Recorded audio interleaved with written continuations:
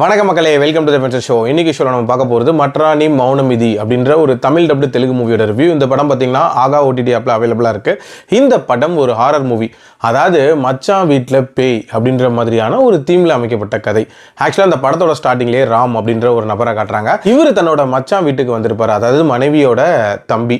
ஆக்சுவலாக இவரோட மனைவி கொஞ்சம் நாட்களுக்கு முன்னாடி இறந்து போயிருப்பாங்க. பட் இருந்தாலும் இவருக்கும் இவரோட மச்சானுக்கும் இருக்கக்கூடிய பாண்டிங் அப்படின்றது ரொம்ப நல்லா இருக்கிற மாதிரி காட்டியிருப்பாங்க. ஸோ ஜாலியாக என்ஜாய் பண்ணலான்னு வந்த இடத்துல அந்த வீட்டில் ஏகப்பட்ட அமானுஷங்களை இவங்க ஃபேஸ் பண்ணுறாங்க. அந்த அமானுஷங்களுக்கான காரணம் என்ன, அதுக்கான பேக் ஸ்டோரி என்ன, அதை டுவர்ட்ஸ் தி எண்ட் ரிசால்வ் பண்ணாங்களா அப்படின்ற மாதிரி நிறைய விஷயங்களை சொல்லக்கூடிய ஒரு படம் தான் இந்த படம். இந்த படம் கிட்டத்தட்ட முனி காஞ்சனா இந்த மாதிரியான ஸ்டைலில் அமைக்கப்பட்ட ஒரு ஹாரர் மூவி தான். இன்ஃபேக்ட் அந்த மூவியோட ஃப்ளாஷ்பேக் போர்ஷன்ஸ் அப்படின்றதெல்லாம் ரொம்ப ரொம்ப நீட்டாகவே அமைச்சிருந்தாங்க. எடுத்த விதமாக இருக்கட்டும், எமோஷன்ஸாக இருக்கட்டும், நல்லாவே ஒர்க் அவுட் ஆயிருந்துச்சு. அதே மாதிரி இந்த படத்துக்கான அந்த ஐடியா, அதாவது மிஸ்ட்ரி எலிமெண்ட்ஸாக இருக்கட்டும், இல்லை த்ரில் ஃபேக்டராக இருக்கட்டும், இதில் ஏகப்பட்ட விஷயங்கள் நிறைஞ்ச ஒரு படமாக தான் இதை பிளான் பண்ணியிருக்காங்க. பட் அதை இம்ப்ளிமெண்ட் பண்ண விதம் அப்படின்றது ரொம்ப ரொம்ப சுமாராக இருந்துச்சு அப்படின்னே சொல்லலாம்.